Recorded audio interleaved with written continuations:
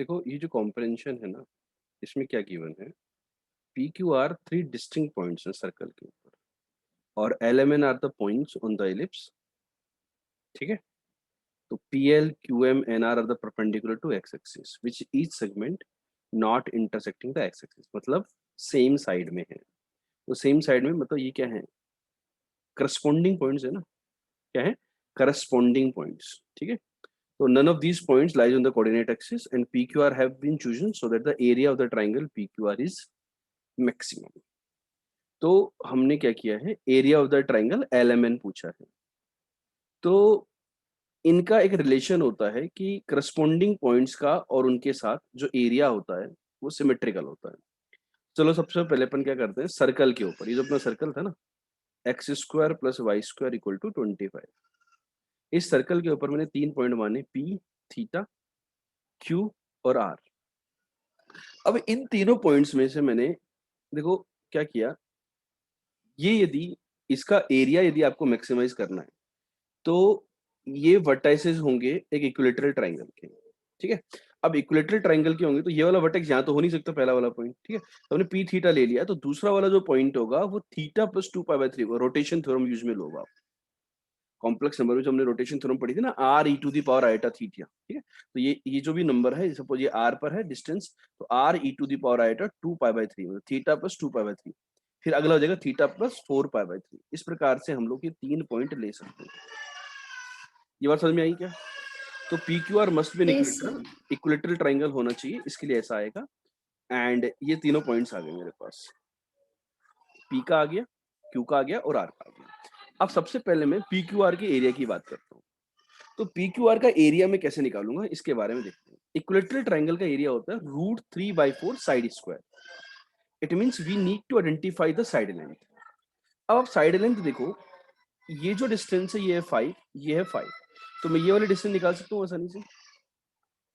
ये वाला एंगल भी मुझे पता है 2 पाई बाई 3 है। तो साइड लेंथ निकालने का एक सिंपल सा तरीका है, या तो आप क्या करो बेटा, गेट बंद कर दो, साइड के तो कोस लगा दो, कोस 2 पाई बाई 3 लगा दो आप। Cos 2 pi by 3 is what,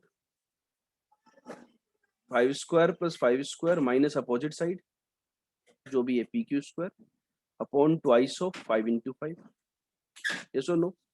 cos 2 pi by 3, cos 120, cos 90 plus 30 is minus sine 30, तो ये माइनस हाफ हो गया, तो इस 2 से ये 2 कैंसिल हो गया। ठीक है, तो यहां से आपकी वैल्यू आई कि नहीं आई? पी क्यू स्क्वायर क्या होगा, 50 माइनस 25। चेक करो बेटा, पी क्यू की वैल्यू 5 ही आ रही है क्या?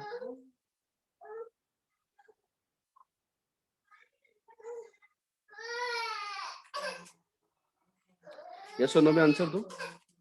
इसको सोल्व करने पर Yes, sir. इतना नहीं आ रहा होगा, ज्यादा आ रहा होगा, एक बार चेक कर लो। पी क्यू स्क्वायर कितना आ रहा है, 25 इधर गया, माइनस का आएगा ना, तो 75 हो रहा है वो। P Q square I think 75 आ रहा होगा, तो पी क्यू की वैल्यू 5√3 आ रही हो, चेक कर लो। तो एरिया कितना आ गया पी क्यू आर का, √3/4 साइड स्क्वायर, तो √3/4 साइड स्क्वायर दैट इज 75।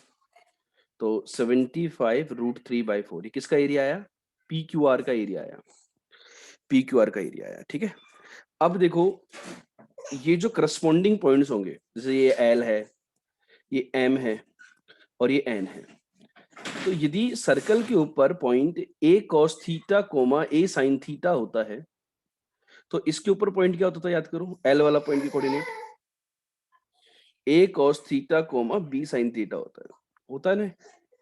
तो उस आपने एक प्रॉपर्टी भी लिखी थी कि करस्पॉन्डिंग पॉइंट से बनने वाले जो ट्राइंगल्स होते हैं इनका एरिया, आप ओरली सोचो, यदि मैं पी क्यू आर के एरिया में यदि पॉइंट्स पुट करूंगा तो क्या आएगा, A cos theta A sine theta 1, A cos theta plus 2 pi by 3 A sine theta, मतलब जो भी आएगा, तो वहां से ए बाहर आएगा, और जो इलिप्स वाला है उसमें ए भी बाहर आएगा, तो उनकी रेशियो बाकी सिर्फ सेम रहेंगी।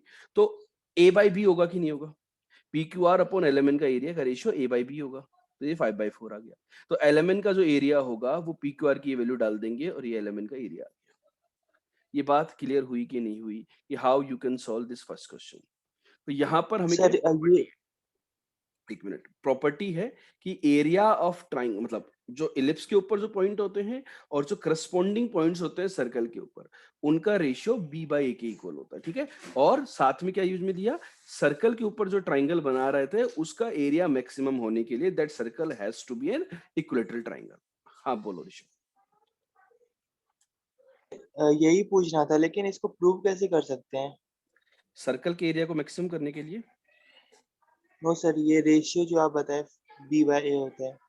ये भी प्रूव किया ना अभी अपन ने, ये क्लास नोट्स में भी प्रूव किया हुआ है अपन ने। और दोबारा मैंने अभी बताया आपको कि जैसे ये 3 पॉइंट ले लिया आपने, ये ले लिया, फिर दूसरा वाला पॉइंट ये ले लिया, लेट्स से मैं ये लिख देता हूँ यहाँ पे, देखो प्रूव करने के लिए a cos theta coma a sin theta, ठीक है। And q point is, let's say मैं θ1 दे देता हूँ ना इसको नाम, आप जनरल प्रूव करना चाहते हो तो a cos θ2 a sin θ2, ये q पॉइंट आ गया सर्कल के ऊपर, और r पॉइंट आ गया θ3 वाला, राइट। इनके करस्पॉन्डिंग पॉइंट l होगा a cos θ1 comma b sin θ1, ठीक है। इस प्रकार से कर दोगे आप पॉइंट्स को। जब आपने इन पॉइंट्स को लिख दिया तो जब एरिया कैसे निकालोगे आप, एरिया की डिटरमिनेंट वाला फॉर्मूला यूज में लोगे। तो देखो डेल्टा पी क्यू आर, यदि मैं पी क्यू आर लिखूं तो उसका एरिया कितना होता है, हाफ डिटरमिनेंट ऑफ, यहाँ आएगा देखो a cos θ1 a sin θ1 और 1, a cos θ2 a sin θ2 and 1, right. यहाँ आएगा a cos θ3 a sin θ3 एंड 1। ये बात समझ में आ गई आपको। इसी प्रकार से यदि आप LMN का एरिया निकालोगे, LMN corresponding points on the ellipse, तो डेल्टा LMN क्या होगा, delta LMN will be 1/2 a cos θ1 b sin θ1 and 1, a cos θ2 b sin θ2 and 1। I hope आपको नजर आ गया होगा रेशियो एरिया का b/a, यस सर। नजर आ गया ना। यहाँ से ए बी कॉमन आएगा, वहां से a स्क्वायर कॉमन आएगा, बाकी सब कैंसिल हो जाएगा जब रेशियो निकालेंगे तो ये अपना प्रूफ भी हो गया। कोई डाउट इसके अंदर अब क्लियर? तो ये हमारा क्वेश्चन 1 था। और यदि आपको क्वेश्चन 2 चाहिए तो क्वेश्चन 2 में क्या पूछा गया था बेटा, यहाँ पे normal to the ellipse at LMN R, तो वो कैसे होंगे। तो LMN पॉइंट्स हमारे पास पता है मेरे को, तो उनके नॉर्मल्स की इक्वेशन लिख देंगे हम लोग, आसानी से लिख देंगे। फिर उसको चेक किया अपन ने कि वो कॉन्करेंसी कंडीशन फॉलो कर रहे नहीं कर रहे, मतलब उनका डेल्टा 0 आ रहा है कि नहीं आ रहा। यदि डेल्टा 0 आ गया तो मतलब नॉर्मल्स कैसे है, कॉन्करेंट है। समझ में आ गई क्या बात? और कोई अप्रोच इस क्वेश्चन के लिए 1-2 के लिए, कोई डाउट?